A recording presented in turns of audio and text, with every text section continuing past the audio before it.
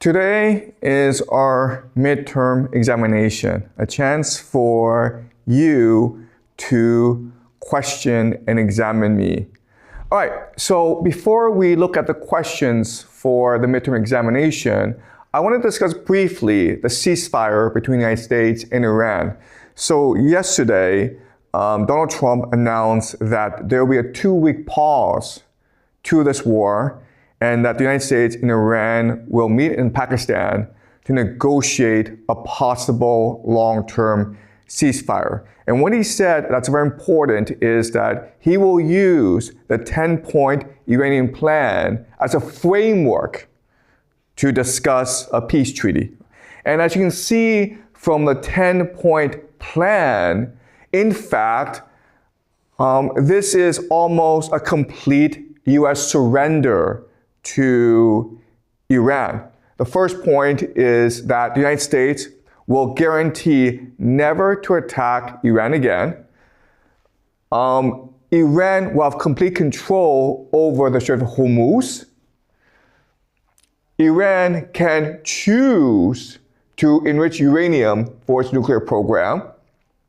All sanctions on Iran will be removed. This is a very big deal. Removal of all secondary sanctions against foreign entities that do business with Iran, and of all United Nations Security Council resolutions against Iran, and of all International Atomic Energy Agency resolutions, compensation, reparations for all the damage that the United States and Israel did to Iran, withdrawal of U.S. combat forces from the Middle East, giving Iran control over the Middle East. And the last, and the most important, is that the United States will also agree to end hostilities against all of Iran's proxies, including Hezbollah and the Houthis in Yemen. So as you can see, this is basically a complete U.S. surrender to Iran, which tells us right away that Donald Trump is not serious. If you go into a shop and you negotiate with the shop owner and you want to sell maybe a book to the guy and you're hoping for $100, but because it's bargaining, you think, maybe I should start high, so you say $1,000. If you say $1,000 and the shop owner says, yeah, I'll take that deal, there's something wrong here, okay? All right, so there's something very wrong, and there's very little chance that the ceasefire will hold. And in fact, we're already seeing news that the ceasefire is being broken, okay? So there are 3 individuals on Twitter who've made some very interesting points. All right, so in this tweet, Mr. Bojak said that, listen, if this is really a ceasefire, why is the United States continuing to send aircraft carriers, the USS George Bush, to the Middle East? What they're really trying to do is buy time in order for their ground troops to get ready to attack and seize the strait, okay? So once everything is in position, then probably what will happen is that Israel will launch a false flag against the Americans, which will justify an American attack against Iran, right? So that's a possible scenario. But again, the question is, if this is really a ceasefire, if Donald Trump is really intent on peace, why does he continue to send U.S. forces to the Middle East?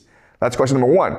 Question number 2 is, the problem is how Iran is defending itself. It's using something called the Mosaic defense, which is to say that there's 31 provinces, and these are 31 cells or units that are all responsible for their own strategy and attack and defense, meaning that there's no longer a centralized command. So it doesn't matter if you negotiate with the leadership of Iran, because the IRGC, the people who are fighting, will not agree to a ceasefire because they do not trust the Americans or the Israelis. So whatever happens in Pakistan will not affect the outcome of the battlefield. And that's a problem with the Mossack defense. Think of the Mossack defense as almost a dead man switch, where if you kill the Ayatollah will tell his people to fight to the end. So the Mossack defense will only come to an end if either Iran is defeated or the Americans are defeated. This thing collapses if there's in between a ceasefire. Because in order for the Iranians to implement the ceasefire, they themselves will have to go and control these Mossack units in the provinces, which basically means a civil war. Okay? So it's almost impossible, even if Iran were to negotiate a favorable peace deal, for Iran to actually implement this peace deal within its military. Okay? That's problem number 2. Problem number 3 is the United States continues to have an air bridge to the Middle East. So even though there's a ceasefire, you have these massive movement of US ground troops, of US planes, of US artillery and tanks to the Middle East. So if there's really a peace, why is this happening? And another way of saying this is that the political systems of both the United States and Iran have lost control over the war. Once these militaries start fighting, they are determined to fight to the bitter end. Okay? But unfortunately, what this tells me, the fact that Iran is willing to negotiate a peace treaty, probably means that there is a schism or divide between the political leadership in Iran and the military leadership in Iran. And this is going to cause a lot of problems in the future. So maybe before this past month, it seemed as though that Iran had control over the battlefield and Iran was winning it. But I think over time, what's going to happen is that fissures will arise in Iran, and Iran will start losing the battle more and more as the United States and Israel develop a much more coherent strategy against Iran. Another major issue is that as this war drags on, the world economy is going to suffer, which means that people can no longer drive their cars, and which means maybe a lot of people will also starve. And this means that ultimately public or global opinion will slowly turn against Iran. Okay? And even Iran's closest allies, Russia and China, will feel the strain of this war and maybe even pressure Iran to end this war. But again, as we discussed previously, because of the way that Iran has structured its military defense, it is impossible for Iran to end this war unless it's either destroyed or it's destroyed the Americans, okay? So this war, this ceasefire, it's only a PR stunt. It will actually lead to nothing. All right. The major point, okay, of contention is whether or not Lebanon is part of the peace treaty. So the Iranians believe that this peace treaty also includes its proxies, specifically Hezbollah in Lebanon and the Houthis in Yemen. But after this peace treaty was announced, Israel launched more than 100 strikes in 10 minutes across Lebanon, killing 250 people, at least 250 people. Okay? So Iran is obligated to defend Hezbollah morally.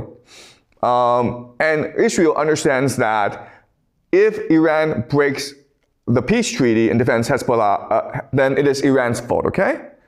And the Americans have come out and said that, well, you know, we agreed that Lebanon was not part of the deal. And J.D. Vance, the vice president, said, oh, it's a legitimate misunderstanding. We thought that Hezbollah wasn't part of this deal, but the Iranians thought it was. Okay, so this is a misunderstanding, okay? But this tells you that the Americans and Israelis are not serious about maintaining the ceasefire. Okay, they've already found a loophole. All right, okay. So let's now go on to the midterm examination. And as I said, YouTube can ask me questions, and I will try my best to answer them. So this Twitter account, ORS app, did a very nice thing and basically analyzed all 8,000 plus questions and broke it down into some major categories. All right, so what I'm going to do first is I will look at these questions and then answer them. All right, and then we'll look at some other questions. All right, so the first question is, all right, I said that the empire is declining, but at the same time, the US could benefit from this war. How do I reconcile the contradiction? And the answer is, it's not really a contradiction. The United States is extremely powerful. It's really a question of who benefits from these changes. So even though the US empire will lose control over the Middle East, the American nation can still exert control over Mexico and Canada. Okay, that's something I will discuss later on. Okay, that's number one. What's the role of eschatology in shaping global events? How do you account for the influence of secret societies? All right, so these are the same question, and I'll answer it right now. All right, so let's examine how all this works. All right, so first thing you need to understand is that history moves in a certain direction, okay? It's very complicated, it's very messy, but there is a structure and a pattern to the movement of history, okay? A structure and a pattern. So think of a river, okay? When you see a river current, you think, I can't see anything, it's just complete chaos. But if you're able to read the river well, you know how the river is moving, okay? So you can position your canoe or kayak in a way that allows you to seamlessly, smoothly cross the river, all right? So that's the idea. Okay, but this is all very chaotic. So what happens is that there's certain individuals, we can call them occultists, who try to read the river or try to read historical patterns in history. And they create something called an eschatology. Okay, so think of the stars. When you try to read the stars and try to find meaning in the stars, we call this astrology, right? But when you try to read human history and you try to find a pattern in human history, we can call this eschatology. And the thing about the eschatology is that it's a story. And so you want the story to work out. So it's both a prophecy as well as a plan. You think it's going to happen, but you also think that you are obligated to make it happen as well. Okay?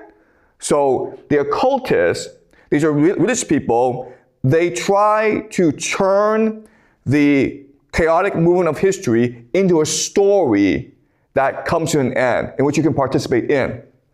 All right? Okay. Then from these occultists are formed secret societies.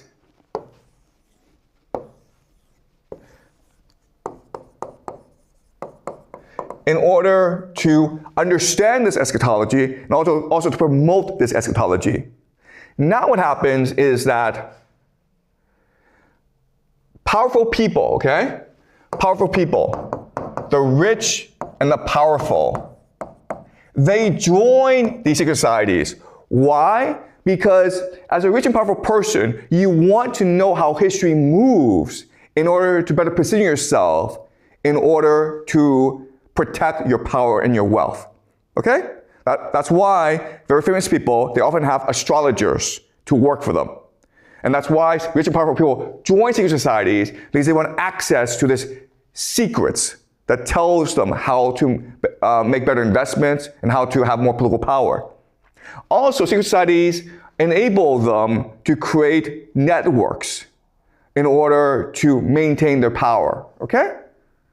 But the problem is that you need people to actually move towards the ending to propel this eschatology. And these people we can call agents, okay? Agents. And these agents, of course, include Donald Trump and Vladimir Putin. Okay? And this is how the world works, where the occultists are the ones who imagine the world, and the rich and powerful are the ones who act out the world in order to benefit themselves. And then they appoint certain agents who are like puppets in order to move the world in a certain direction. Okay, so these agents are like vectors. All right, but there's certain problems with this system. The first problem is that there are different secret societies, and they fight amongst themselves to achieve different eschatologies, okay?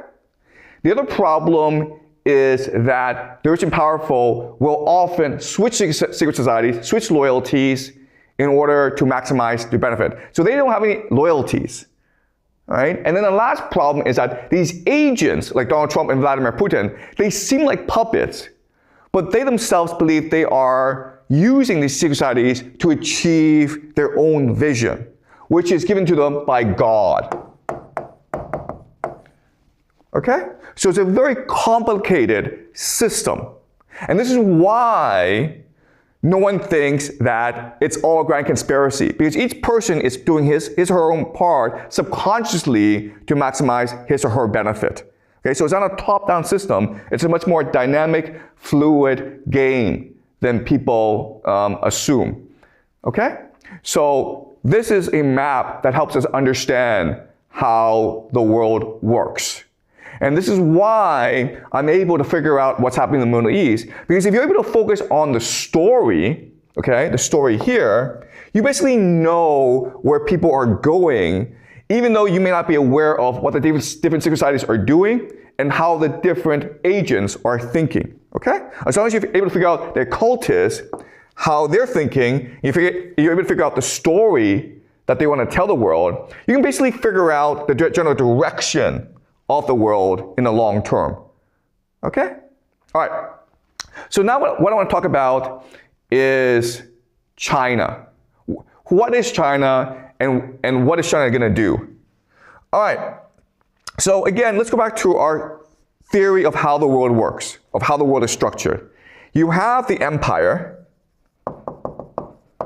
and then from the empire, you have the game masters. Okay, the people in finance. Then they create the global economy. Then this creates the rule space international order. And then you have the education system, media, and culture in order to indoctrinate people to believe in this system, that the system is fair, right, and natural. Okay, and then you have parasitic organizations, science, crime, intelligence, to control the system, but also to draw benefit, to extract value from the system. Now, what we need to understand is that the beauty of the system is that it is capable of extending itself and replicating itself in other societies, okay? So the two examples are the GCC and China. Okay, this is really important for us to appreciate. China is not a civilization. China is not a nation state. China is a construct of empire, okay? What the system has done is basically taken all its elements and embedded itself into China to create a vassal state. Okay? Or you can also say a mirage.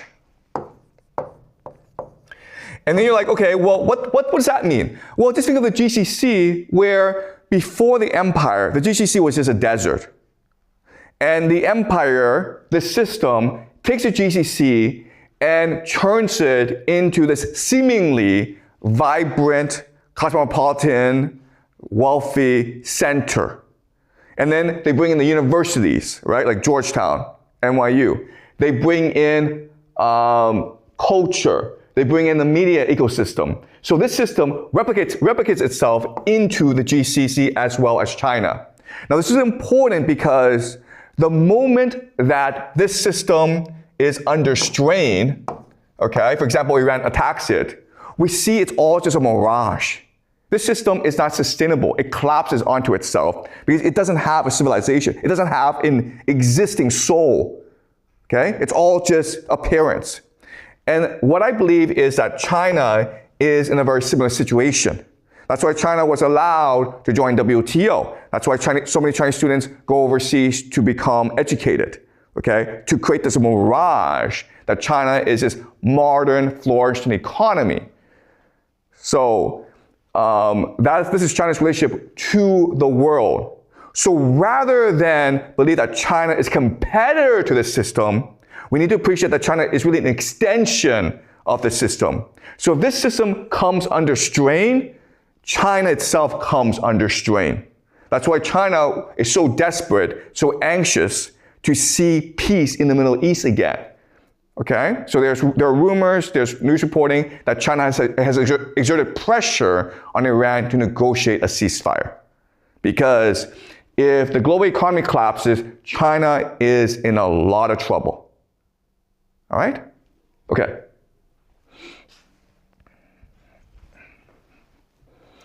Okay, so what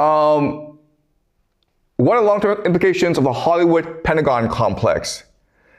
Okay, and the answer is, if you go back to the system, okay, no one actually knows what's going on. But they believe they know what's going on, and they believe they're individual parts of the story, okay? So if you're in culture, you think you're the ones in control, and you're the ones dictating policy. If you're in the media, you think you're the ones in control. If you're in education, you think you're in control, okay? So everyone just basically lives in his own bubble, in his own fantasy world, without being able to see the bigger picture. And that's why we don't have control and agency and free will over how the system will turn out. Okay? And we cannot, because it's actually very difficult for us to really appreciate how the system works. It's much easier for us to believe in our fantasies, because it allows us to work with our friends and our colleagues much easier. Okay? It's much easier for people to live in his own bubble and to be delusional than it is for the person to be objective. Okay? So the Hollywood-Pentagon complex, it is not just unique to America, it is true for everyone.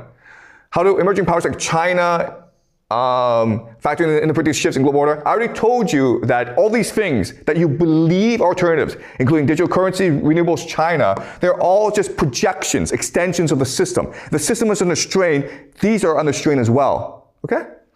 What strategies can individuals employ to navigate potential global economic instability and resource scarcity? Okay, so the problem is that individuals by themselves cannot navigate change. Individuals need to enter into communities, okay? So if you really want to survive the change, well, first of all, you need to educate yourself as to what's going on. And that's why I teach these classes, to give you the bigger picture as to how the world works and where things are going. But you also need to make a commitment to reach out to other people, become their friends, be generous and open with them, share with them, and build a community. Okay? Also, one thing that I would recommend is maybe starting a family. And the reason, and you're like, okay, wait a minute here. This is silly because you have said for the longest time, the world is collapsing. This is the end of the world. Why would you have children? And the answer is because, first of all, death doesn't matter. Destruction doesn't really matter. What matters is our ability in this world to live a creative, purposeful, significant life. Okay? That's why we're here. It's not to make $1 million. It's not to eat a lot of food. It's to have the best experience possible, to extend the imagination of the universe. And what I found having children, I have 3 kids, is that I live every day with tremendous energy and purpose. Because I'm here not to become famous or to make a lot of money. I'm here to make sure that my kids are happy and healthy. And that's why I get up in the morning and work very hard. Okay, and I don't really care about the world. All I care about is, are my kids happy and healthy? So children and family give you an energy, a purpose, a meaning that drives you to greater creative heights, okay? All right. What are the primary drivers behind specific geopolitical actions, and how do these motivations interact with game theory? Okay, all right. So again, this is a really important theory to understand, where the occultists are the main drivers. Why? Because the occultists, whether it be poets or prophets, they're the ones who imagine the world we live in. Okay? And others can only work within the boundaries of this imagination. So yes, the rich and the powerful, they have all the money and all the wealth, but they don't have an imagination. So, and ultimately, your actions have to be driven by your thoughts. And it's these occultists, okay, who drive your thoughts, who control your thoughts. So we just live in a world imagined by occultists. Who they are, what they want, how they work is something that we'll discuss after the break, okay? After today, we're going on a 1-week break for the midterms, and then we'll come back. We'll talk more about these people, the occultists, okay? They're very important people to talk about. All right, so let's move on.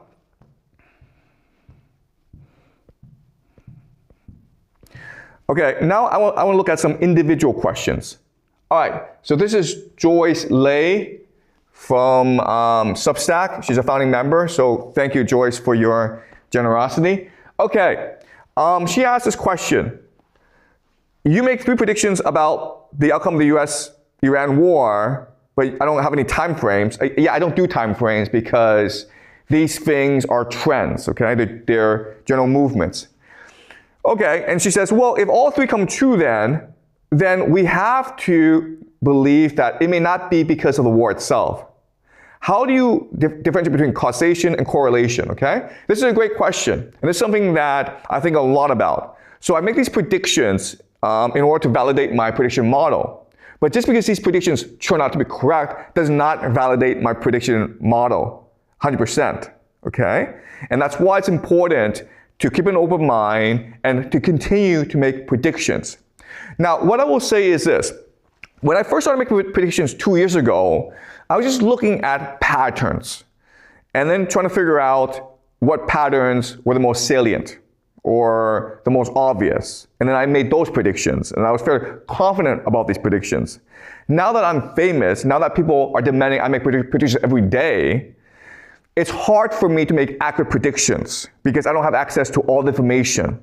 And it's hard for me to think clearly, objectively, because I know that whatever I say is going to have an impact on global events, okay? So this is a major constraint on my capacity to make accurate predictions. I am no longer an observer, I'm a player, okay? And I also get a lot of influence from other people who want to control my predictions. I understand that. So I try to keep away from people as much as possible, but it's an impossible thing. So I appreciate this question. Yes, correlation and causation are 2 different things altogether. It's possible that we'll never really understand causation. The other thing that I want to emphasize is that I myself appreciate the limitations to my own objectivity, okay, because of my status today. Okay, so that's from Joyce. Isn't Pump and every politician just a puppet of the societies? This is a great question. It's something that I addressed earlier, which is, yes, they are agents. They can only be agents. But at the same time, the agents have agency. The agents have free will. So think of Napoleon and Julius Caesar, and they were obviously supported by secret societies. But they reach a certain point where they can betray the secret society or veer off in a different direction. And Hitler and Stalin are also different examples, okay? So every great person in history, most of them are supported by secret societies, but they also reach a point where they feel they have a higher calling. And it is God that they must be loyal to. So they betray their secret society. And I think that something will happen with both Trump and Vladimir Putin. Okay. I have the Third Rome, I have the American Technate, and I have Pax Judaica. Wait a minute here. These are 3 different empires. And the reality is that this unipolar moment where America controls everything, it is unique in human history. It's not sustainable, and it will not last. So the idea of competing empires, it's much more common in human history. So yes, you'll have the Technate where America retreats into greater North America, Russia exerts control over its territory, and Israel tries to build a Pax Judaica in the Middle East. And they will be in competition against each other. There'll be some areas in which they cooperate, there are some areas in which they compete. And so we are moving towards a multipolar world, okay? And we don't actually even know how long this multipolar world will sustain itself. Probably not very long, maybe 10 years, maybe 20 years, okay? All right.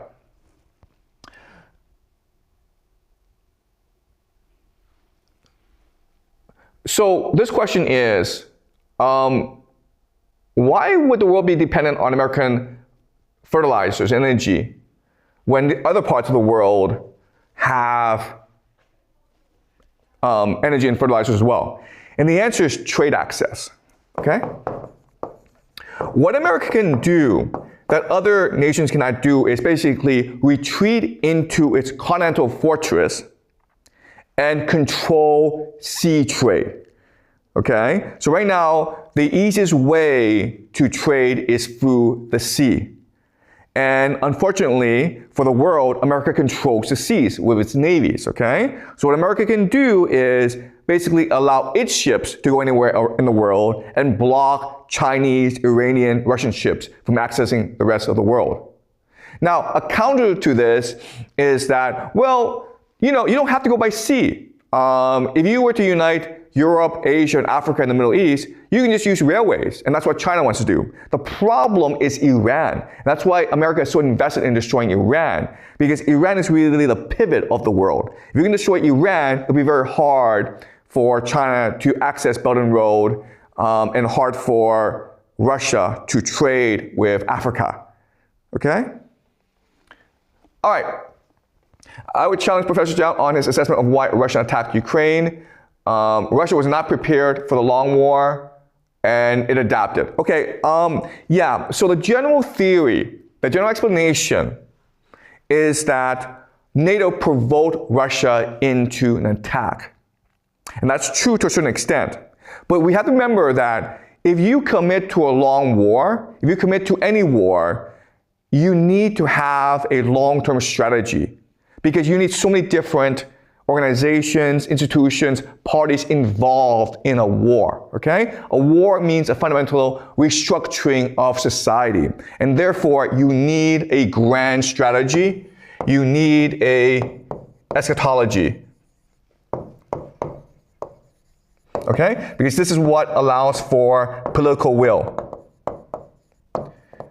And that's the issue that the Americans are facing in Iran, where they don't really have an eschatology or grand strategy that's articulated, okay? There are people in America who do have the grand strategy and eschatology, but it's not articulated to the American people, okay? And that's why America doesn't really have the political will to sustain this war in Iran.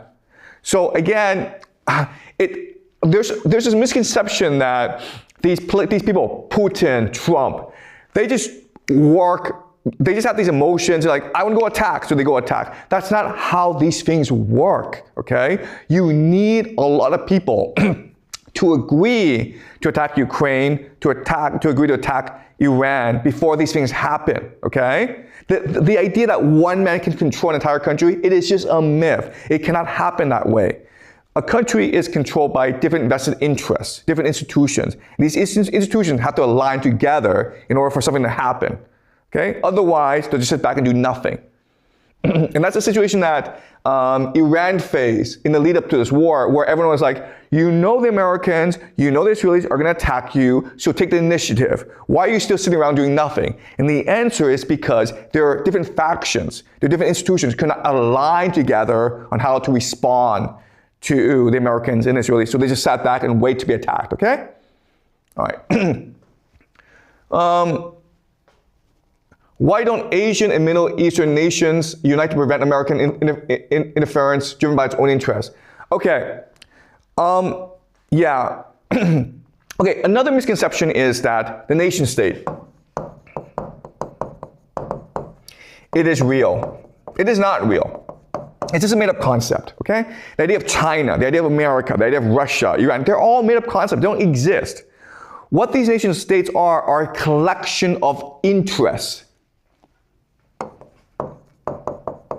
Collection of elite interests, And all this means is that the people don't matter, okay? The people are a resource to be exploited by the elite. What matters is the elite. So the question then is, where are the elite, where are their allegiances? Where are their loyalties? And the fact of the matter is that in East Asia, in the Middle East, much of the elite have their family and have their wealth all stored in the Western world. So they're not loyal to the people. They are never loyal to the people. They're loyal to themselves, to their families, to their social network. And because all of their wealth and family is located overseas, they're loyal to overseas. So these elite in Asia, in the Middle East, they are basically carpetbaggers, okay? And that's why we have this situation. And that's why, as things progress, nations that have very close relationships with the Western world, for example, the GCC, they are much likely to fall. They're much likely to collapse because these are very unstable countries. Whereas countries like Iran that have been isolated, ostracized by the West, are much more cohesive. Okay?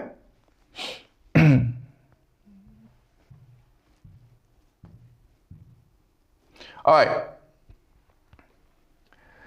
Can the Strait of Hormuz be avoided by laying gaps pipe through Oman? No, that's not how these things work, okay? What Iran is doing is using the Strait of Hormuz to blockade the global economy, to disrupt the global economy.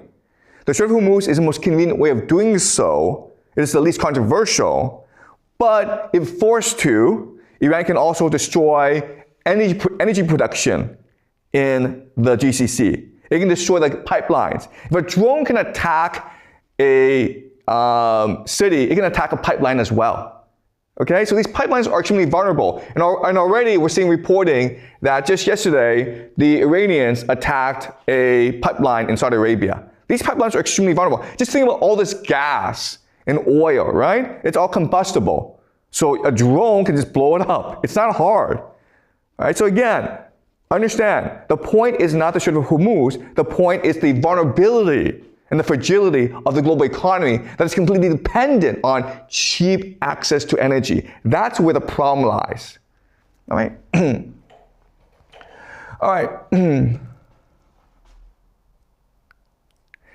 Donald Trump, he's erratic. Do you believe this behavior is calculated strategy, or does it stem from lack of understanding? Is he just stupid? Do you think that people advising him are also stupid, or are they strategic? What is he trying to achieve? Okay, this goes back to our understanding of how the world works. You have the eschatology, then you have the secret societies, then you have the agents, okay? And Trump is an agent. Now, what makes him a very powerful agent is his unpredictability. Today he's like, I'm gonna nuke Iran. Tomorrow he's like, let's have peace in the world, guys, okay? He's just unpredictable. It's all a show, okay? And there are three reasons why unpredictability is so powerful. The first reason is that it's paralyzing. Paralyzing just means like, you don't know how to respond to him. Like, what do you do? How do you fight a guy who changes his opinion every single day? Okay? It paralyzes you into inaction. Second is distracting. All your attention is focused on his antics, and you don't realize that behind the scenes, things are happening. Okay? There are people who are implementing certain things, but you don't really notice the backstage because you're just focused on Trump being a clown on stage. Okay? And the last advantage is flexibility, which is to say that he is not beholden to any strategy. And he can change his strategy at any time. Okay? So, yes, we think he's a clown, and he is a clown, but there's a method to his madness. Okay? So it paralyzes enemies, it distracts his enemies, and he's able to maintain maximum flexibility in his actions, okay? And that's why he's so successful. All right, the people around him just do whatever he tells him to. People around just tells him exactly what he wants to hear. Okay, it's actually Donald Trump that's making all the decisions, and his ultimate purpose is to get his third term. All right, because from his perspective, if he actually wants to implement his vision for America, he needs the third term. Okay, and again, his vision is a technate, where America becomes a fortress, abandons the world, and just trades with the world. Okay, we discussed this previously. But for him to achieve that, he needs his third term. And so he needs to figure out how to get his third term. And this war in Iran is about strategy, because if this war continues and it goes badly for America, then Trump can declare martial law and have a lot of powers. Okay? And again, his enemies are too distracted to appreciate that this is strategic, and they're paralyzed into inaction. The Democratic Party, which should be opposing Trump and this war, are just sitting back and doing nothing, hoping that in the midterms, Trump's party, the Republicans, get wiped out and they go into power, and then the world is perfect again. Okay? So the Democrats actually don't have a strategy for this. All right.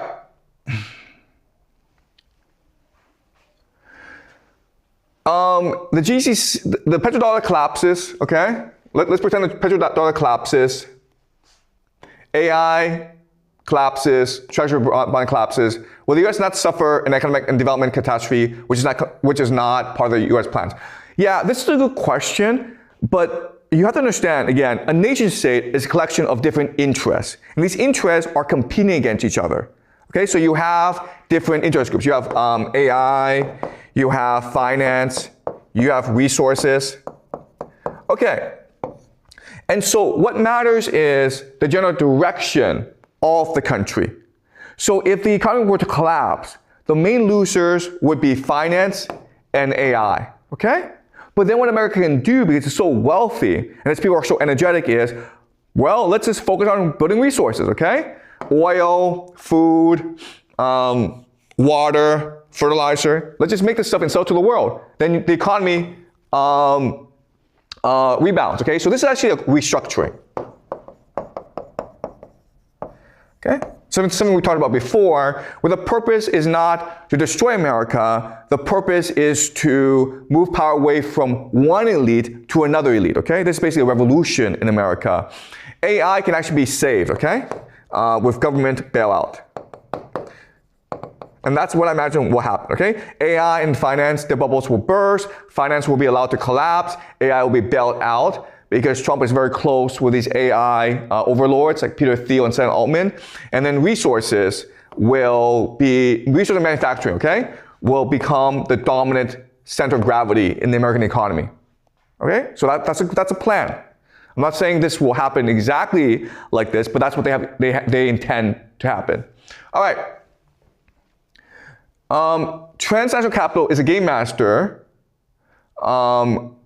Transnational capital will then take its money elsewhere if the empire collapses. So transnational capital doesn't lose any power. And they can just bet on different horses, Japan, Israel, Germany. Okay, yeah, so in my analysis, I use abstract terms that are not accurate, but are useful for simplicity and clarity, okay? So you're right in that transnational capital also have competing interests. And just because the empire collapses doesn't mean that all the money goes to Israel. This money will spread out. And that's true, okay? But the point I'm trying to make is that, first of all, most of the money will go to Israel. Why? Because Israel provides the best short-term investment opportunities if you're a trillionaire, okay? But you're right in that other money will go to other places as well. But again, the best opportunity is Israel, so you will see the most growth in Israel. And that's why over time, more capital will shift towards Israel. That's how capital works, okay? Yes, capital will allocate its resources, capital will put its eggs in different baskets, but ultimately you have to ask yourself, where is the best investment opportunity? And in the short term, not in the long term, but in the short term, it's going to be the Middle East. okay? All right. How do we combat the war against truth? How do we engage in discussion that transcends our biases? Okay, we all live in fantasies. How do we overcome this? What techniques do you employ in your research? All right, okay. So things that I do that I think are very important is, first of all, doubt. You always want to question yourself. You always want to ask yourself, am I correct? That's why making predictions is important. Because making predictions, it's actually about creating doubt in yourself. Because if the predictions are wrong, it's a mechanism for you to self-reflect and appreciate the limitations of your model, okay? So that's one strategy. Another strategy is debate. Okay? Where you engage in people who think differently than you do. And I do that by watching a lot of YouTube videos, and I try to watch people of different political leanings, who have different viewpoints than I, because I'm interested in hearing their perspective, okay? So keep an open mind, engage in people who disagree with you, and have an honest debate with them as well as yourself. Now the last piece, and this is actually something that I do, but most people don't do, is I use my imagination.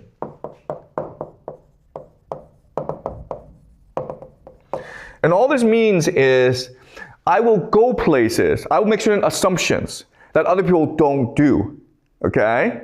That's why I think people find me so interesting, because I will say things that are imaginative, that are speculative, but which is not backed up by any evidence. Don't be afraid to do that, okay? If you want to seek the truth, you have to make some imaginative leaps, intuitive leaps into the unknown in order to find the truth, okay? The truth is not in front of you. The truth is often behind you or far away from you, okay? So you don't be afraid to just leap far, okay? Into the unknown. All right.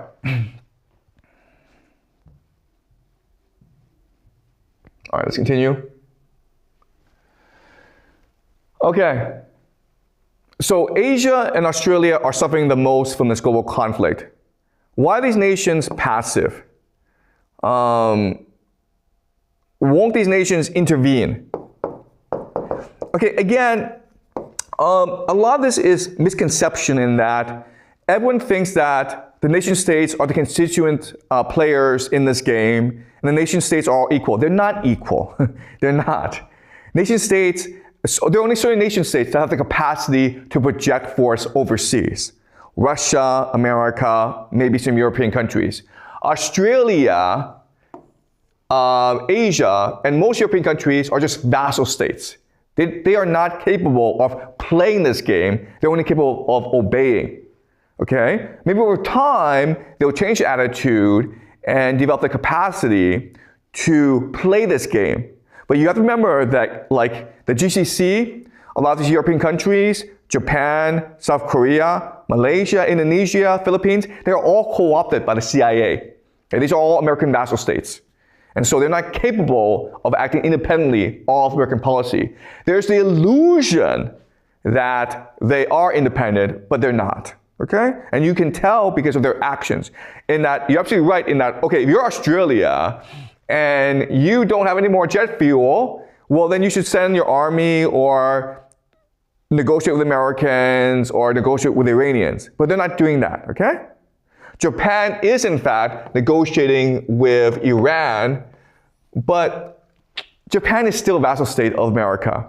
Pakistan is the mediator for this ceasefire talk between America and Iran, but guess what? Pakistan is also just another vassal state, okay? They pretend not to be, but by their actions, you know that they are, in fact, vassal states. All right?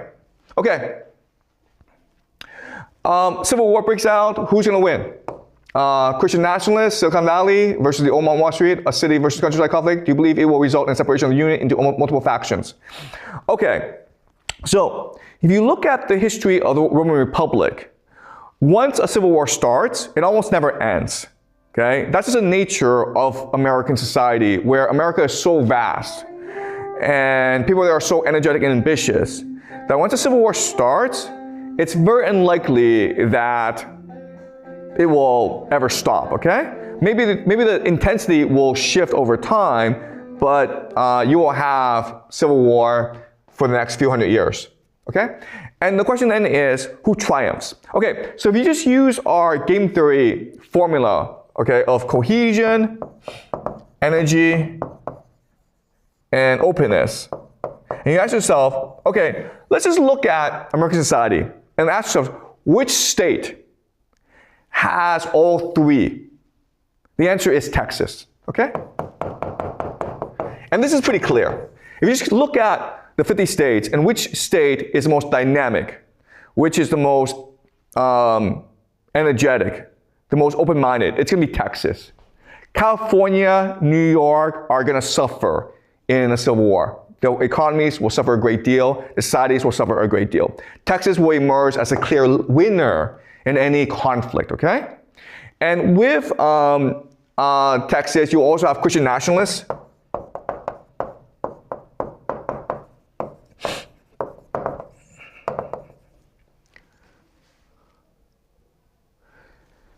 And AI, okay? Why Christian nationalists? Because Christian nationalists is actually a coherent philosophy. It's coherent. It has a direction, it has a strategy, it has a purpose.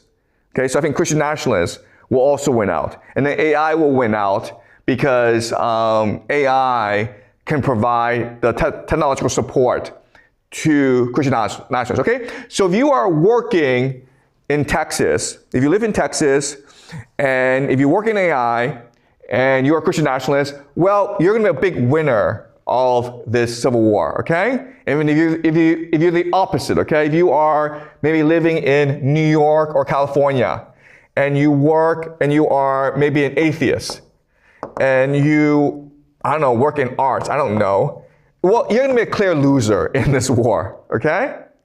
Often these, what's called professional managerial elite,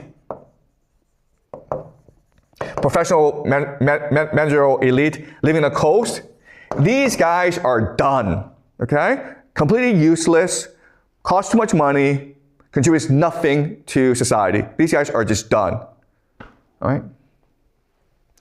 All right, how does an individual survive for what's coming?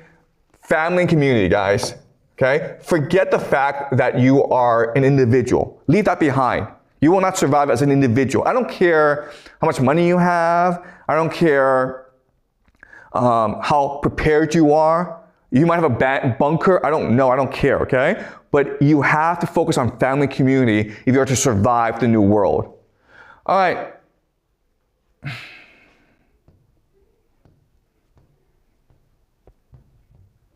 All right. Do you think Iran should have nuclear weapons? No. The worst thing Iran can do at this point is develop a nuclear weapon. Iran can at most have 10 nuclear weapons. America has 1,000.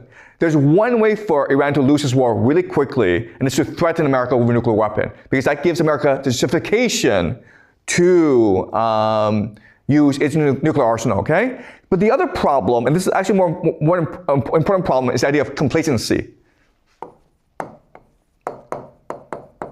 Where if you think you have nuclear weapons, if you have nuclear weapons, you think I'm safe, I don't have to worry about anything. No, no, no. It's much better to be creative and resilient and open-minded, okay? So if you don't have nuclear weapons, you're always under threat, right? That forces your people in your society to constantly think about how to be strategic, all right? So nuclear weapons is a bad thing, it's not a good thing. All right, Pax Judaica. Doesn't Saudi Arabia see that coming? Why would they allow that to happen? Well, because for Saudi Arabia, what matters is first defeating Iran. Because the strategy is, I defeat Iran, then I'm master of the Muslim world. So I can unite all the 2 billion Muslims in the world behind me to defeat Israel, okay? So from a perspective of the GCC and Saudi Arabia, Iran is a much bigger threat than Israel. Why why hasn't the GCC said anything about what's happening in Palestine and Lebanon? The GCC are corrupt vassal states of America. All right, it's not hard. These are all run by the CIA. If Trump is a strategic genius, why did he authorize the insane and stupid failed mission to steal uranium? Okay, all right, this is a really good question. And the answer is this.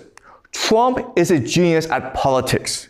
He's a genius at screwing over his enemies and accumulating power for himself. He is not a military genius, okay? Trump is a genius at controlling his base. Trump is a genius at being a TV star. He's not a genius at geopolitics. Okay, these things don't have to be the same. All right, how can Israel sustain a global empire when their religious leaders view the physical destruction of their own cities as a spiritual victory? Okay. It's not that hard to rebuild an economy and a city. It's not, okay? What is hard, though, is to develop the spiritual cohesion of a people, to make them believe in something so that they're willing to die for it, okay? That's what matters, all right? Destroying a city, you can rebuild in 5 years' time. It's not that hard. Just hire the Chinese to do it, okay? On nuclear taboos,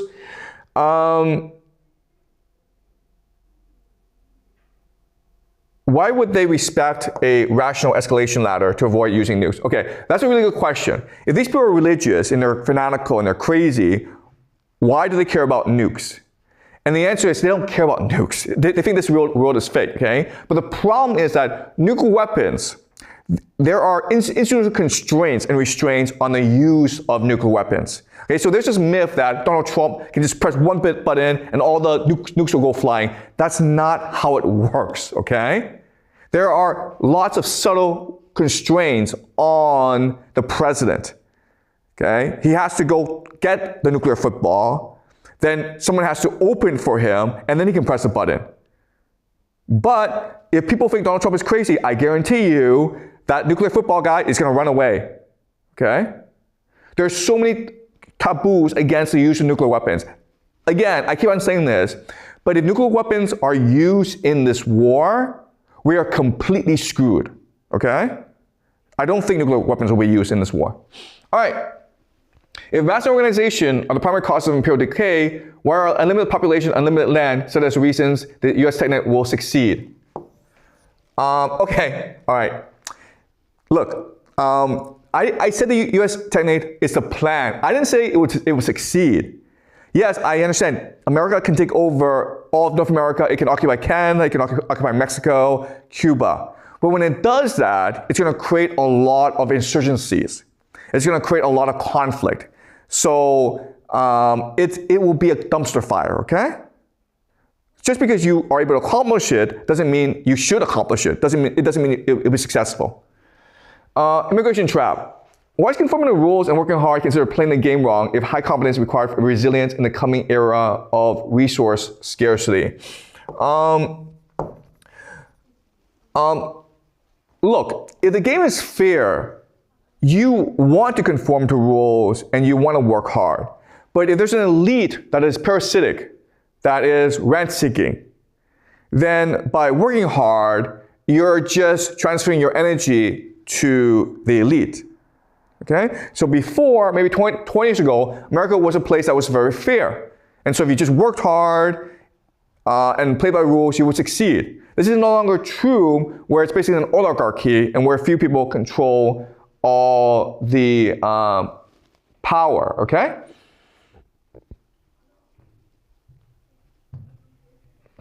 All right.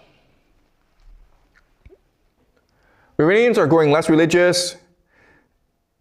And so as this war continues, the framework of Shia martyrdom will energize Iranians to become more cohesive. And the answer is yes. One outcome of this war that we should expect is that Iranian society becomes much more religious, much more fanatical. All right? And one reason is that the Americans are intent on destroying Iranian urban centers like Tehran. Okay, so the Americans and the Israelis are bombing railway networks that connect Tehran to the countryside, and so Tehran might not have access to food, in which case Tehran might disappear as a city. In that case, when people are in desperate need, they turn to religion for comfort, okay? And then they have this eschatological drive. So yes, we can expect Iran to become much more eschatological as this war continues. Okay, the US implements a draft, Generation Z refuses, so you have a civil war, then where's the US military going to get its soldiers? Okay, that's a good question, and the answer is illegal immigrants, okay?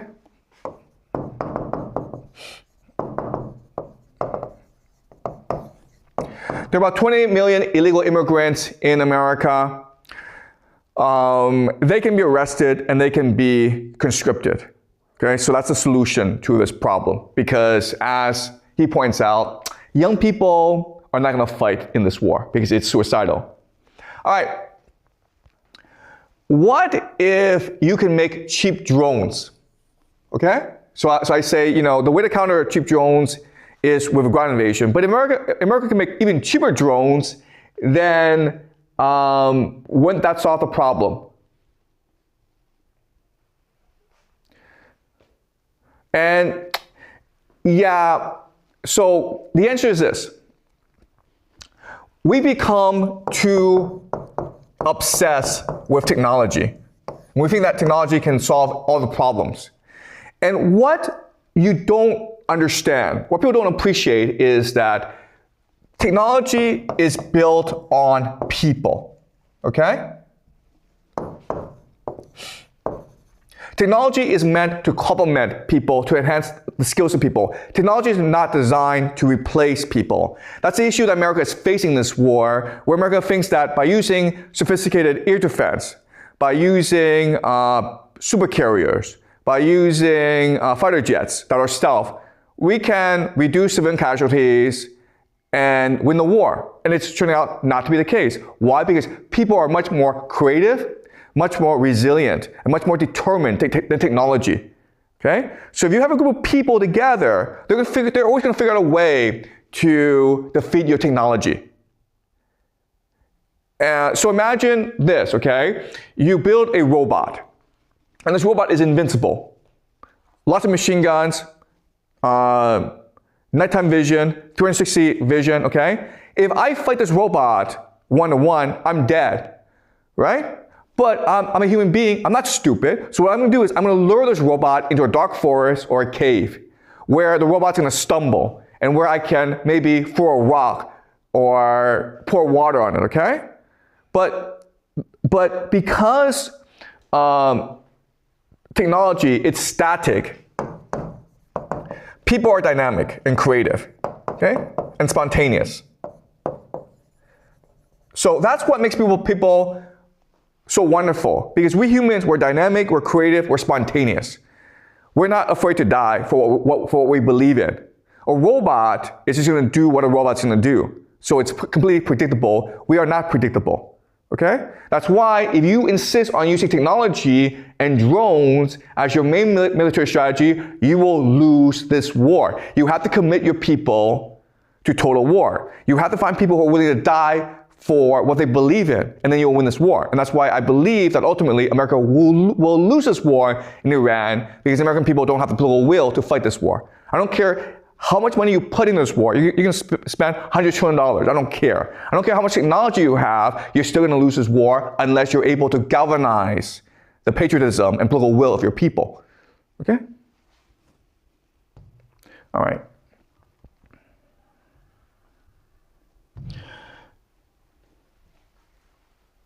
Israel will be humbled.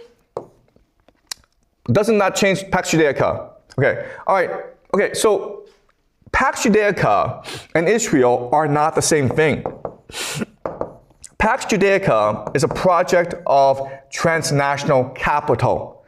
So think of Israel as the host, Pax Judaica as the parasite, okay? And the same thing happened in America, where at the end of the 19th century, you have all this transnational capital coming into America through Wall Street and through manufacturing, the economy. And they were able to control America through the Federal Reserve, okay? So transnational capital is the parasite, America is the host. So in this situation, Israel is the host, and Pax will be the parasite, or transnational capital. Okay? So it doesn't matter what happens to Israel. They can bomb Israel to smithereens. It doesn't matter. Who cares? Because transnational capital can come into the region, hire Chinese, Filipinos, Indians to rebuild Israel. Okay? Is the war going to transfer wealth from the old to the young in the US or worsen it? Okay. Yeah, this is an excellent question. This is really a key question if you really understand geopolitics. The answer is, as this war continues, as chaos continues throughout the world, more money will be transferred to the old than to the young, okay? So all this inequality, this generational inequality that we're seeing in America will worsen. And the reason why is that in a time of chaos, in a time of conflict, okay, capital always triumphs, okay? And the reason why is that capital is able to foresee risk, to distribute risk properly, and take advantage of risk, okay? If I have $2 million, it's almost impossible for me to lose my money, and I can make more money, okay? So imagine a situation where, okay, I have $2 million, I'll invest $1 billion in America, $1 billion in Iran, $1 billion in Israel. I can't possibly lose this war, okay? But if you have like $1,000, I guarantee you're gonna lose all your money. And the reality right now is that the old, not all the old, but a minority of the old, the oligarchy, have all the capital, and the young have nothing, okay? So it's the young who will give up all their money to the old, and it's the young who will be asked to die in the Middle East so that the old can maintain their power, okay? And that's a historical pattern. Civil War, AI, Republicans, finance, Democrats. Okay, absolutely correct in that these categories are not that simple. It's a very fluid situation where AI is going to bet on both Democrats and Republicans. Finance is going to bet both on Republicans and Democrats. But for the sake of my analysis, I create these categories so that I can project into the future. I can extrapolate into the future. But you're absolutely right in that these categories are problematic, okay?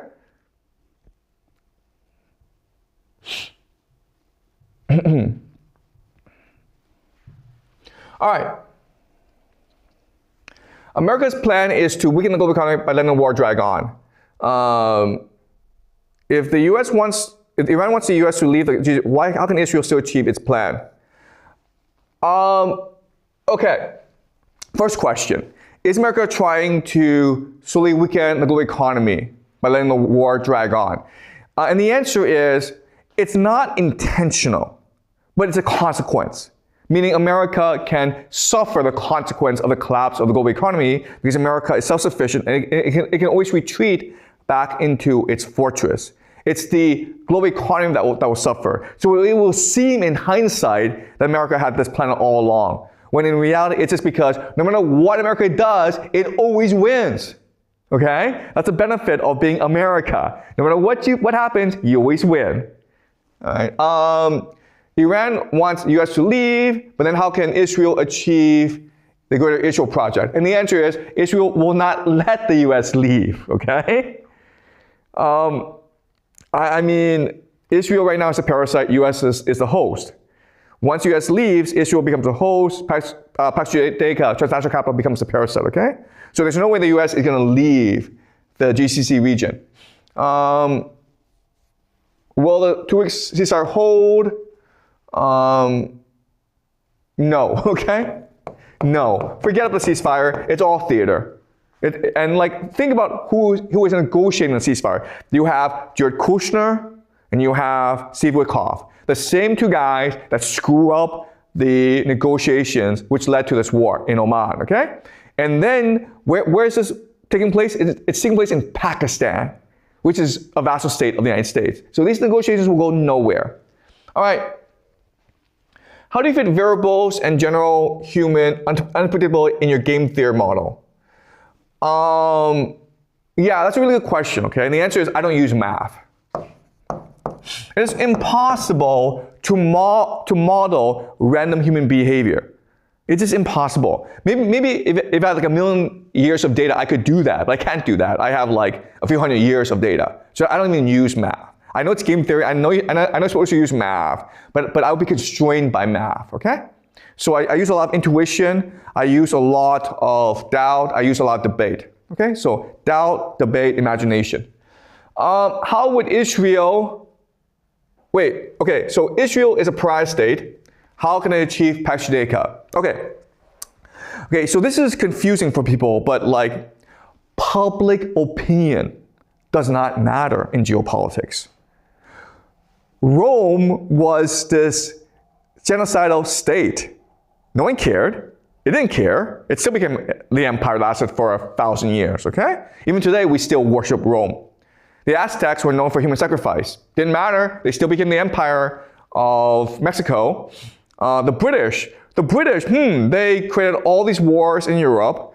They enslaved the Indian population and destroyed their economy and stole trillions of dollars from them. They addicted Chinese to opium. Do we ever talk about this? I mean, like, if we had an opinion poll back in the 1850s, I think most of the world would be like, the British Empire is evil. They're genocidal. We still worship the British Empire today, okay? So public opinion does not matter.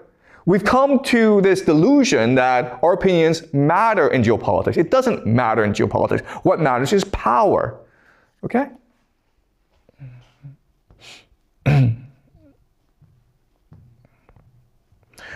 Oh, that's it, guys. Wow. Oh, well, okay. All right. We did it, guys. We did the midterm, okay? So hopefully I did well on this midterm. We'll also have a final examination, so I look forward to that. But thank you for the questions, and we will take a 1-week break next week, and then we'll come back and continue game theory and our analysis of the US-Iran war. So any questions? Yeah. Okay. So I have like 2 main questions, and Vincent also sent me some of obvious questions. My first question is about the global economy. Like in one previous discussion, you argued that the US-centric global economic system would collapse after the Iran war, leading to the remilitarization of various nations and severely disrupting the global trade. However, why a new global economic system created one or a few countries will not emerge? Because even though this system would inevitably create significant inequality among the countries, it would still bring substantial wealth and economic benefits to participating nations. Why create which I think will create motivation for these countries to build it. Okay.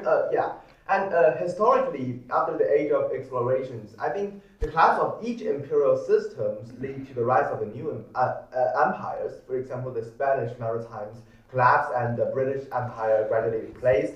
And after the World War I and II, the American became the empire and that replaced the British. So why won't this happen again? Okay. So the basis of the global economy is the US dollar. Okay? So what is the US dollar? The US dollar is basically a contract system. Okay? So when I use US dollar, basically it's a contract that our trade will be honored, okay? Right? But with a contract system, you also need an enforcement mechanism.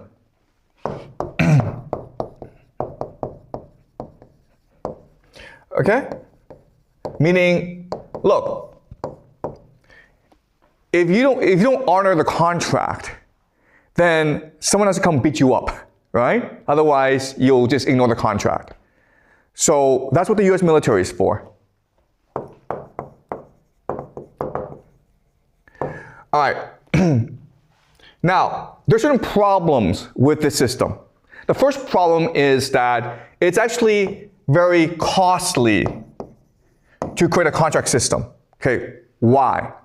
Because you're absorbing all the risk. Okay? So you're the US economy, you print US dollars to enable the world to trade with each other. Okay, but when you do that, you are collecting a tax. But at the same time, it's putting tremendous strain on your economy, okay? Because this leads to financialization, which is just risk and speculation. Okay? So all this excess money is being created around the world, and you have to absorb it into your economy, which causes inflation, which causes things to be unaffordable to your people. All right? So that's the first problem, okay? It's really expensive on the population. The population in America must absorb the cost of excess liquidity in the world. Okay? Does that make sense? Okay. The second problem is the military. The military must be willing to fight any wars around the world at any time. Okay? So the question then is there any nation in the world besides America that's one, willing to absorb the cost of creating a contract system, being the global reserve currency, and number two, that's willing to fight a war to enforce this mechanism anytime, anywhere in the world? And the answer is no, hell no. Okay? This system is retarded. It is unbelievable that America agreed to the system in the first place. And most Americans would say, well, we just got stuck with this system. And certain people benefited from the system, but most people don't actually benefit from the system. So the idea that anyone is going to come and say, oh, we'll just take over the system, whether it be Russia or China, that's just retarded, okay? No one's going to replace America. So the global economy is just going to fracture. Because again, no one's willing to accept the cost to be the global reserve currency. It's just too expensive. Okay? Does that make sense? Yeah. Okay. But so why cannot some regional powerful country like Japan and German, as you mentioned before, or American, they form into a group that will together build a global economic systems?